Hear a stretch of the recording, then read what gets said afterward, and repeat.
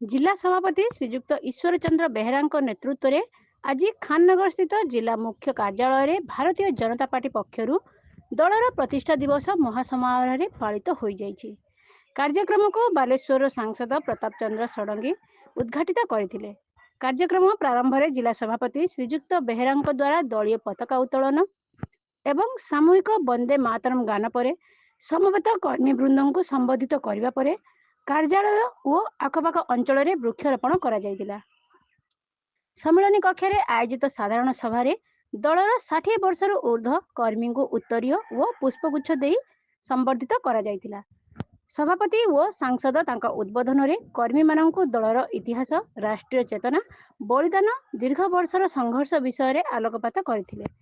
लक्ष लक्ष कर्मी त्याग, तपस्या और बलिदान फलस्वरूप भारतीय जनता पार्टी आज विश्वर सर्वबृहत राजनैतिक दलर मान्यता पाई। यह केवल एक उपलब्धि नुहे बरं यह हेउची दायित्व नागरिकों सामग्रिक विकास पाई एवं देश को परम वैभवशाली करने पाई गुरु दायित्व। 2047 सुधा देश को विकसित भारत करने पाई प्रधानमंत्री नरेंद्र मोदी को आह्वान को साकार करने पाई समस्त को यत्नवान हेबाकू परामर्श देइतिले। साधारण संपादक चंद्रशेखर नंद सभा कार्य परिचालन करुवा बेले संपादक चित्तरंजन पंडा धन्यवाद अर्पण करथिले।